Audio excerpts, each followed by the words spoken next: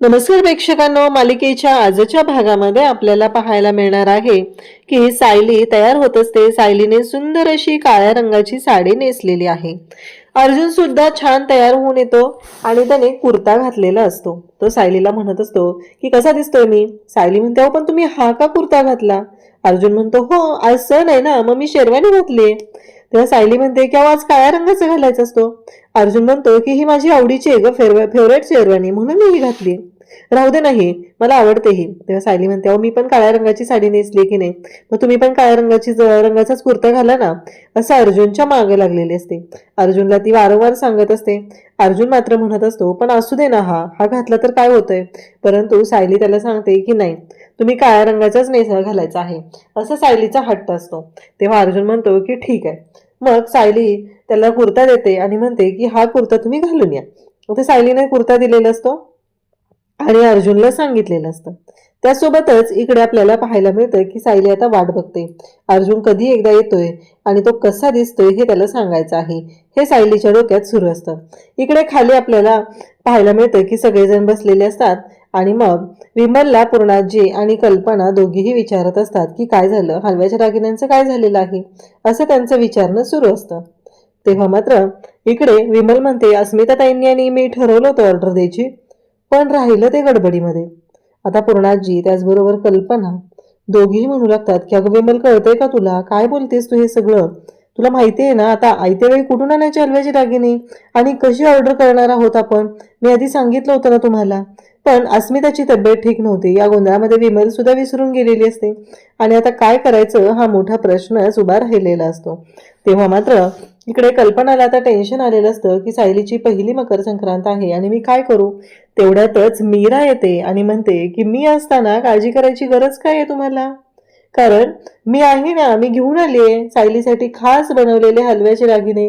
तेव्हा पूर्णाजी म्हणते की काही काळजी करायची गरज नाही, फुलराणी स्वतः साक्षात आलेली आहे, त्यामुळं फुलांचे आणि हलव्यांचे दागिने घेऊन आलेलीच असणार आहे. असं म्हणत पूर्णाजी आता कौतुक करू लागते मीराचं. आणि मीराने खरंच येताना हलव्याचे दागिने आणलेले असतात आणि खूप सुंदर असे हलव्याचे दागिने ती घेऊन आलेली असते. मग पूर्णाजी आणि त्याचबरोबर कल्पना दोघेही तिथं असतात. तेवढ्यातच अश्विन आणि त्याचबरोबर प्रताप दोघं तिथे येतात. मग ते दोघं विचारत असतात. तेव्हा मात्र इकडे मग कल्पना ओळख करून देते. कल्पना म्हणते की हे माझे मिस्टर म्हणजे सायलीचे सासरे आणि हा अश्विन माझा मुलगा, छोटा मुलगा सायलीचा दीर. तेव्हा मीरा त्यांना नमस्कार करते आणि सांगू लागते की तुमच्याबद्दल मी खूप ऐकून आहे. सायली तुमच्या दोघांबद्दल खूप बोलत असते, खूप सांगत असते. आता सायलीला ह्या सगळ्या गोष्टी सायलीने घरच्यांबद्दल मीराला सांगितलेत. मीरा आणि सगळ्यांच्या गप्पा चालू असतात आणि मग इकडे आपल्याला पाहायला मिळतं तेवढ्यातच अश्विन त्याचबरोबर बाबा यांची ओळख करून दिलेली असते आणि त्यासोबतच तिथे चैतन्य सुद्धा येतो. आता चैतन्यला येताना सांगितलेलं असतं की तू येताना पतंग घेऊन यायचं आहे, कारण आजचा सण हा मुलांसाठी पतंग उडवायचा आहे, तर बायकांसाठी हळदी कुंकू, मकर संक्रांत अशा पद्धतीने साजरी केली जाते. हे त्यांचं सगळ्यांचं चालू झालेलं असतं. त्यासोबतच इकडे आता सगळेजण बोलत आहेत, सगळ्यांचं खूप छान असं ट्रेनिंग चालू झालेलं आहे. त्यासोबतच इकडे पाहायला मिळतं की मीराचं सुद्धा खूप कौतुक केलं जात असतं. मीरा ज्या पद्धतीने सांगत असते त्या पद्धतीने सगळेजण ऐकत असतात. सगळे खूप छान आहेत हे चालू झालेलं असतं. परंतु आता चैतन्यने काय केलेलं असतं, तर चैतन्यने येताना पतंगच आणलेले नसतात. तेव्हा अश्विन म्हणतो, काय रे तू आणले नाहीत पतंग. तेव्हा चैतन्य म्हणतो, नाही मी विसरलो, मला सांगितलं होतं का. नाही, मी घाई गडबडीत विसरून गेलेलं आहे ते. तेव्हा मात्र प्रताप आणि अश्विन त्याला विचारू लागतात, काय रे हे असं कसं विसरून गेलास तू. तेवढ्यातच तिथे सखी येते आणि सखी म्हणते, मी आणलेत पतंग. सगळेजण पाहू लागतात, कारण सखीला सगळ्यांनी पहिल्यांदाच पाहिलेलं असतं. तेवढ्यात मीरा तिथे येते आणि म्हणते की अगं चल सखी. तर सखी म्हणते की तुला माहिती माझ्याबद्दल. तेव्हा मीरा सांगू लागते की हो अगं, सायलीताईने मला तुझ्याबद्दल सांगितलं होतं, मला तुझ्याबद्दल माहिती आहे, त्यामुळे नको काळजी करू, असं मीरा तिला सांगत आहे. तेवढ्यातच प्रताप त्याचबरोबर घरातले सगळेजण असतात आणि मग सखी बरोबर ओळख करून दिली जाते. सखीने पतंग आणलेत, अगदी योग्य वेळी ती आलेली आहे म्हणून सखीचं हे सगळेजण कौतुक करत असतात. सखीला म्हणत असतात की खरंच अगदी योग्य वेळी घेऊन आलेली आहेत. मग आपले उत्सव मूर्ती कुठे आहेत म्हणून सगळेजण वाट बघत असतात. अजून उत्सव मूर्ती का आलेले नाहीत हा प्रश्न सगळ्यांच्या पुढे असतो. तेवढ्यातच सायली आणि अर्जुन दोघंही जिन्यातून येत असतात. खूप सुंदर असे दिसत असतात. अर्जुनने सुद्धा काळ्या रंगाचा कुर्ता घातलेला असतो आणि सायली म्हणत असते की हो खरंच, म्हणजे सायलीने सांगितलेलं असतं की आई तुमचीही नजर काढतील कारण तुम्हालाही काळ्या रंगाचा कुर्ता छान दिसेल, असं सायलीने आवर्जून अर्जुनला सांगितलेलं असतं. आणि खरंच अर्जुनच्या अंगावरती तो काळ्या रंगाचा कुर्ता खूप सुरेख दिसत असतो आणि सगळेजण अर्जुन आणि सायलीचं कौतुक करतात. तेवढ्यातच अर्जुन विचारतो सत्य बरं आहे ना, तेव्हा मीरा सांगते की हो. आता पतंग तर यांना मिळालेलं आहे की आता आपण पतंग उडवायला जायचं हे चालू असतं. त्यावेळेस मीरा म्हणत असते की मला जावं लागेल, तसं मी इकडे यायचं म्हणून सकाळी लवकर निघाली ना, आणि मग दुकानात पण कोणी नाहीये, भरपूर ऑर्डर असतात आणि सणासुदीचा मी गेले नाही तर माझ्या सासूबाई पण ओरडत राहतील ना, असं त्यांचं सुरू झालेलं असतं. तेव्हा मात्र इकडे आपल्याला पाहायला मिळतं की हो आता ह्या सगळ्यांच्या बाबतीत हे सगळं घडत आहे आणि मग सगळेजण बोलत आहेत. त्याच वेळी इकडे आपल्याला पाहायला मिळतं की पूर्णाजी म्हणते की चालेल तू एवढ्या घाईत आलीस आणि एवढं सगळं केलेलं आहेस, ही गोष्ट सुद्धा खूप मोठी आहे असं इकडे पूर्णाजी सांगत असते. त्यासोबतच इकडे मीरा त्याचबरोबर सगळेजण बोलत आहेत.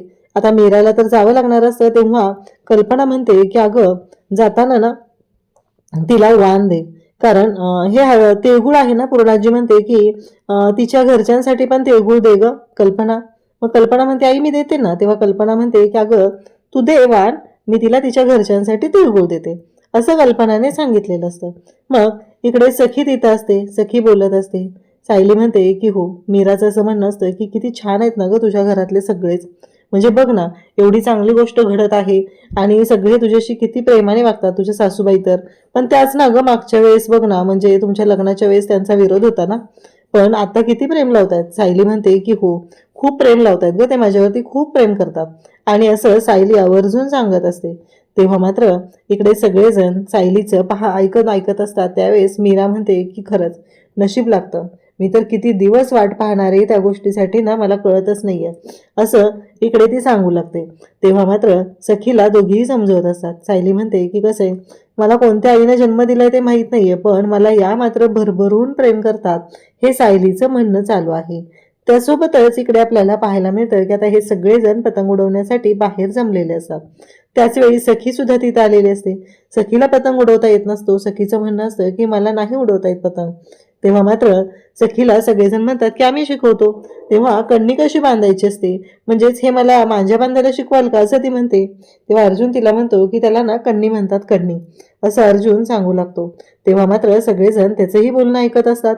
आणि त्यासोबतच इकडे आता तिथं हजर झालेली असते ती म्हणजे काव्या आणि भूमी, ह्या दोघी जणी तिथं आलेल्या असतात. आणि त्यासोबतच काव्या आणि भूमी दोघीही पाहत असतात. तेव्हा मात्र काव्याचं म्हणणं असतं की आम्ही आहोत ना, आता 2 टीममध्ये पतंगस्तेची स्पर्धा चालू होणार, असं ती सांगत आहे. तेव्हा मात्र इकडे पाहायला मिळतं अर्जुन त्याचबरोबर चैतन्य, अश्विन यांची एक टीम असते आणि दुसरी टीम असते ती म्हणजे काव्या, सायली या महिला मंडळाची. तर सगळेजण तिथं असतात. अर्जुन मात्र चिडवत असतो की कण्णी बांधता येते का, कण्णी, असं म्हणत चिडवायला सुरुवात करतो. सगळेजण तिथं म्हणतात की हो, कारण सायलीला ऑलरेडी छान पतंग उडवता येतो. त्याचबरोबर इकडे काव्या सुद्धा खूप छान पतंग उडवत असते आणि त्यांचं छान असं ट्युनिंग तिथं सगळ्यांचं जमलेलं असतं. तेव्हा प्रताप म्हणतो की मी आहे ना, मी शिकवतो. आणि त्याच वेळी अर्जुन म्हणू लागतो की बाबा डॅड तुम्ही, असं अर्जुन म्हणू लागतो. तेव्हा तो प्रताप म्हणतो की हो असू दे ना, मी त्यांना शिकवतो ना. मग इकडे भूमी म्हणते की काय झालं, मी येतच होते आणि तेवढ्यात ही काव्या भेटली, तिने गाडीत टाकला आणि घेऊनच आली मला इथे, नाहीतर मी शोधत होते पत्ता, सुरुवातीला मला सापडला नव्हता, असं भूमी सांगत असते. आता काव्या, भूमी त्याचबरोबर सायली आणि सखी मग पतंग उडवण्याची स्पर्धा सुरू झालेली आहे. Arjun team versus Sayali team. तर इकडे हे सगळेजण म्हणत असतात की सायलीचीच टीम जिंकणार आहे, तर इकडे हे मुलं सगळे म्हणत असतात की टीम अर्जुनची जिंकणार आहे. कसं आहे, इतर वेळी अर्जुन सायली बहिणीकडून हरतच असतो, पण पतंग उडवण्याच्या स्पर्धेत मात्र आमचीच टीम जिंकणार आहे, असं आवर्जून सगळेजण सांगत असतात. आता मात्र पतंग उडवण्याची स्पर्धा सुरू झालेली असते. इकडून अर्जुनच्या टीमला चीअर केलं जात असतं, इकडून सायलीच्या टीमला चीअर केलं जात असतं आणि अर्जुन सायली दोघांच्याही पतंग हवेमध्ये उंच भरारी घेतलेली असते. त्याचवेळी प्रताप, त्याचबरोबर विमल, कल्पना ते सुद्धा तिथं मुलांसोबत असतात. छान असं त्यांचं सगळ्यांचं ट्रेनिंग चाललेलं आहे. त्याचवेळी इकडे पाहायला मिळतं ते म्हणजे टीम अर्जुन, टीम सायली अगदी जबरदस्त पद्धतीने काम करत आहेत. तर इकडे कल्पनाचं असं म्हणणं असतं की फायनली मुलांच्या पण आनंदात तेवढाच आनंद आहे. त्याचवेळी सायली आणि अर्जुन दोघंही पतंग उडवत उडवत एकमेकांच्या जवळ येतात. एकमेकांच्या जवळ आल्यानंतर ते दोघंही एकमेकांकडे पाहत असतात आणि मग सायली आणि अर्जुन या दोघांची धडक होते आणि ते दोघं एकमेकांकडे तसेच पाहत राहतात. त्यांना असं वाटत असतं की आता खरं तर त्यांच्या लक्षातच येत नाहीये की तिथं आजूबाजूला बाकीचे आहे. दोघांनी पतंग उडवायचं सोडलेलं असतं आणि एकमेकांच्या नजरेमध्ये नजर घालून ते फक्त पाहत असतात. तेव्हा काव्या म्हणते की काय करायचं. इकडून काव्या, एकीकडून चैतन्य आणि अश्विन हे अर्जुनला तर इकडून सायलीला हे जाणीव करून देतात की आम्ही पण सगळेजण इथे आहोत, असं त्यांचं चाललेलं असतं. तेव्हा मात्र सायली आणि अर्जुन दोघंही एकमेकांकडे पाहत आहेत आणि फायनली सायली आणि अर्जुनची जी टीम आहे ती आता एकत्र पतंग उडवत असली तरीही पतंग उडवण्याच्या स्पर्धेमध्ये मात्र आता अर्जुनच्या टीमने बाजी मारलेली आहे. कारण अर्जुनची टीम ही जिंकलेली आहे, त्यांनी सायलीचा पतंग कापलेला आहे. तर इकडे आपल्याला पाहायला मिळतं ते म्हणजे कल्पना म्हणते की मी आलेच. कल्पना आत येते तर प्रतिमा आणि रविराज काका दोघंही आलेले असतात. तेव्हा प्रतिमा म्हणते की सुमन नाहीये. ह्या गोष्टीचं खरंच वाईट वाटतंय, कारण सुमन असायला पाहिजे होती. पूर्णाजी म्हणते आमचंही तेच म्हणणं होतं, पण सणवार तर झाले पाहिजेत ना. आणि मग सगळेजण बोलत असतात कारण सुमन आपल्यामध्ये पाहिजे. ह्या गोष्टीचा वाईट सगळ्यांनाच वाटत आहे, पण सुमन असायला हवी होती म्हणून आपण पाहत असतो. तेव्हा सगळेजण पूर्णाजी म्हणते की अर्जुन आणि सायलीने जसं त्या महिपतला शोधून काढलं तसं सुमनलाही ते शोधून काढणार आणि लवकरच सुमन आपल्यासोबत असणार आहे, असं पूर्णाजी सांगत असते. त्याचबरोबर तिथे आता नागराज आलेला असतो. मग कल्पना म्हणते की नागराज भाऊजी कशाला आलेले आहेत. कल्पनाला राग आलेला असतो. तेव्हा मात्र नागराज त्यांच्याकडे पाहत असतो. तेव्हा प्रिया तिथं असते आणि प्रिया म्हणते तुम्ही इथे येऊन काय करताय, त्या सुमनवर कोण लक्ष ठेवणार आहे.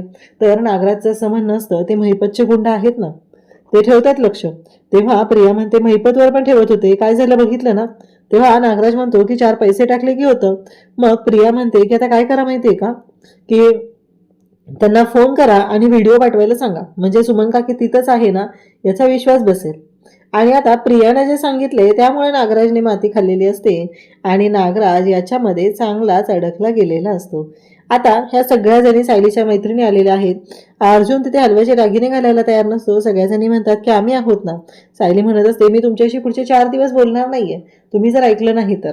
तेव्हा अर्जुन म्हणत असतो की काय चाललंय हे सगळं बायको. अर्जुन तिला सांगत असतो, परंतु सायली मात्र ऐकायलाच तयार नसते. आणि आता मात्र सगळेजण तिथे असतात आणि त्याच वेळी अर्जुन आणि सायली दोघं पण आहेत. आणि मग भूमीचं लक्ष जातं, कारण आता नागराजने तर व्हिडिओ मागून घेतलेला असतो आणि त्या व्हिडिओ नागराज पाहत असतो. तेव्हा भूमी म्हणते ही तर सुमन काकी आहे आणि नागराज काकांच्या मोबाईलमध्ये व्हिडिओ. मग या सगळ्या जणी मैत्रिणी एक मज्जा करतात आणि नागराजला म्हणतात की आम्हाला तुमच्यासोबत फोटो काढायचा आहे, असं म्हणत नागराजचा मोबाईल घेऊन नागराजच्या मोबाईलमधून तो व्हिडिओ काव्याने चालाकीने स्वतःच्या मोबाईलवरती पाठवून घेतलेला असतो आणि नागराजला उल्लू बनवलेलं असतं. आणि त्यानंतर या सगळ्या जणी अर्जुन आणि सायलीकडे येतात आणि त्यांना सांगू लागतात की हा व्हिडिओ आम्हाला एक कळलेलं आहे ते सत्य, नागराजच्या मोबाईलमध्ये सुमन काकीचा व्हिडिओ होता. आणि अर्जुनला तर धक्काच बसतो. अर्जुन म्हणतो काय. आता अर्जुनला खात्री पटलेली आहे की या सगळ्या कारस्थानामागे नागराज असल्याचं सत्य अर्जुन समोर आलेलं आहे. अशाच अपडेटसाठी चॅनलशी कनेक्ट राहा. थँक्यू.